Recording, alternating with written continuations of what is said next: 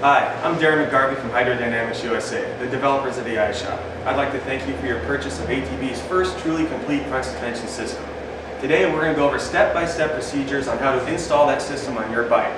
We've searched high and low for the most qualified person on the planet to help teach us today. Fortunately for us, we were able to find Tim Neidhart from San Diego, California, owner of V2 Concepts. Tim has been an ATV racer and a championship winner. For 15 years, he develops high-end, high-performance ATV chassis, and we're happy to have him here today. Before we get started, I'd like to remind you that safety comes first. Please remember to always wear your safety glasses throughout the entire installation process, and if you have any questions whatsoever, please don't hesitate to call an HDUSA technician. Once again, thank you for your business, and enjoy the ride.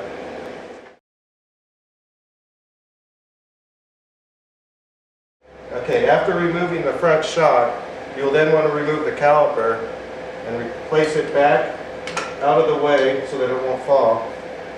Then you're going to remove the tie rod. By doing this, just loosen the jam nuts on the tie rod and then unthreading it. Then there's no need to remove the tie rod ends from the spindle or the flag on the stem.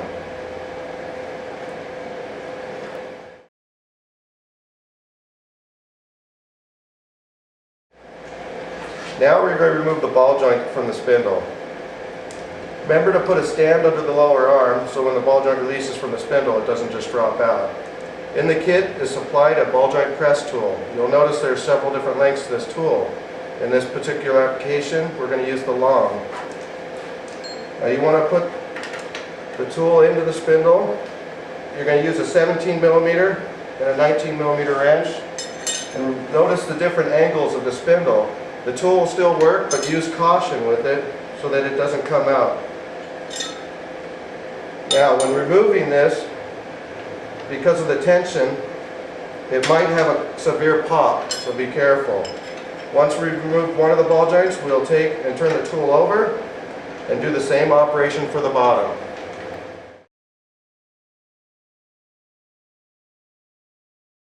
Now we're going to finish removing the A-arms.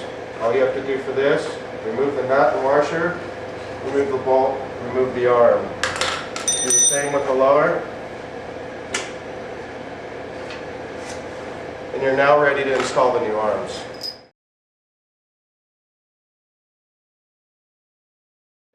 Okay, now we're ready for installation of the lower arm.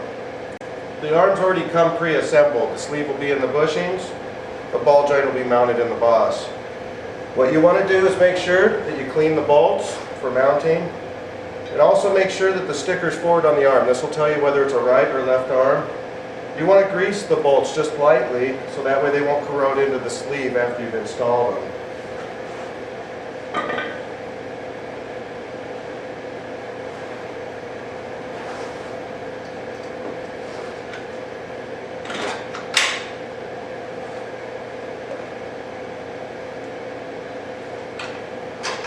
After installing the lower arm, obviously we're going to do the upper arm now. The same procedure. The sleeve will already be installed as the lower. The upper ball joint will already be in place. The same thing, you want to make sure you clean your mounting bolt, and you want to put a light amount of grease on it just to help from it corroding.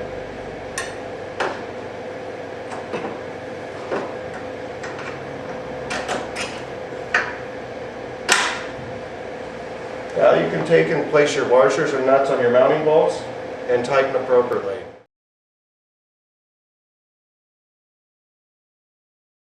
Okay, now we're going to install the spindles. Provided with the ball joint will be a castle nut, washer, and quarter pin. Now in some cases, because the spindles vary in thickness, you might need to use more than one washer, but definitely always use one washer because it's an aluminum spindle. After installing the castle nut, tighten appropriately, and then install the quarter pins, and your spindles installed.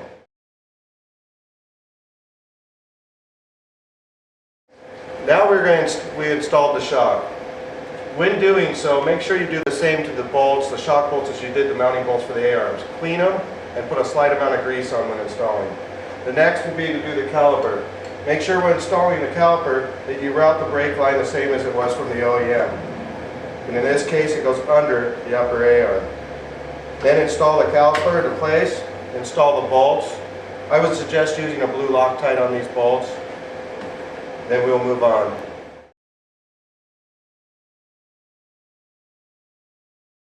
Now we're going to install the brake lines. What you want to first do is remove all the old brake lines from the calipers to the master cylinder.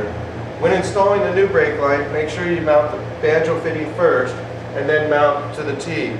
By doing that, we have installed a swivel fitting for at the T so that you ensure proper brake line alignment. After doing that, you're going to install the grunts. There's 2 per side provided. Make sure that they're rotated to the back so that branches will not hang up on the brake line.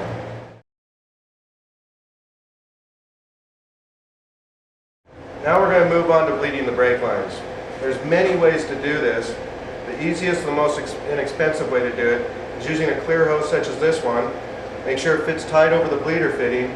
Put the opposite end into a container to catch any kind of fluid that will be removed. When you do this, what happens is the fluid is able to travel up the line, the air is released, and only the fluid will come back down to the fitting.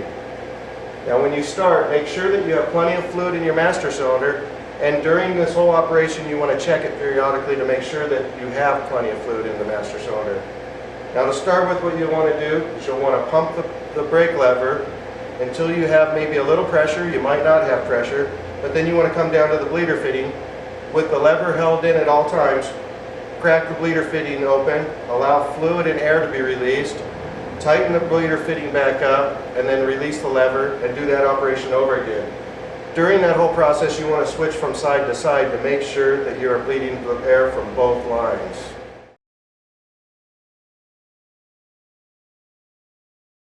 Now to move on to the tie rod installation. Make sure that when you thread it onto the inner tie rod, that you only thread it just barely onto the thread. So that way when you thread it to the outer tie rod end, that the alignment is equal from end to end. The other thing you want to remember is that the tie rod has a flat in it, and make sure that's to the outer tie rod end. And obviously don't tighten this all the way up, because this is going to be adjusted again when we set the toe on the bike. You just need to install it loosely.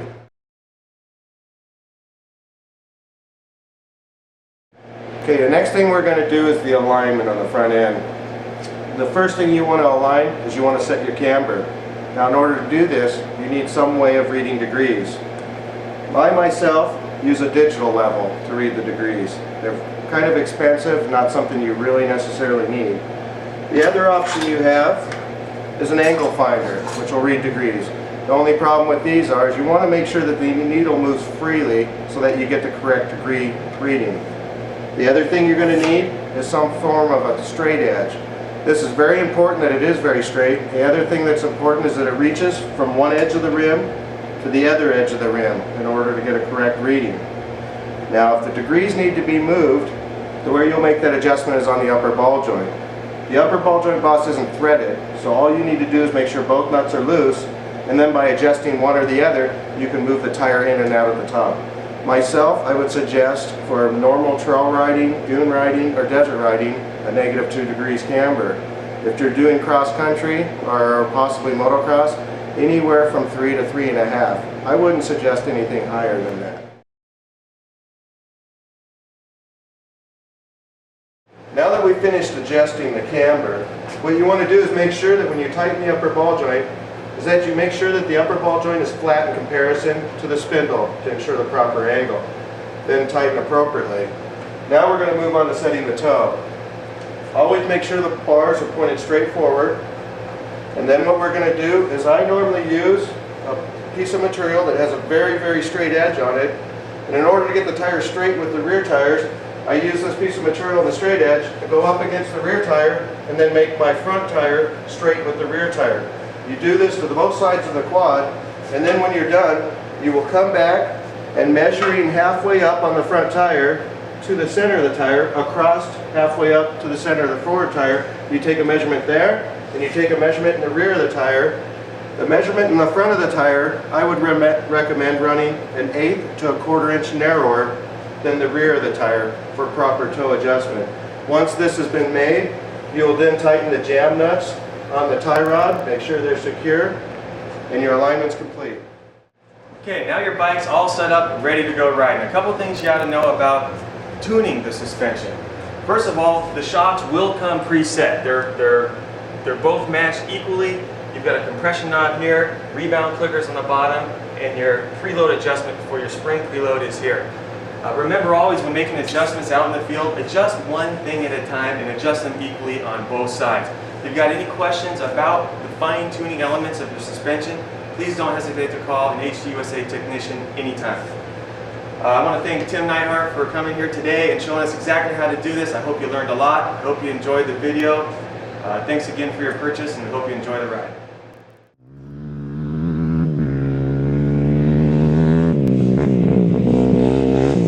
Now that you've ridden your ATV for the first time with your new front suspension system, make sure you go over all the nuts and bolts, make sure everything's still tight, everything's still aligned correctly, and periodically inspect those nuts and bolts and lube these zerk fittings here with a grease gun and pump enough grease into there to pump the old grease out until you see fresh grease popping out of the seals. You'll be ready to go every time. You'll always be ensured that your suspension will be in top-notch working order.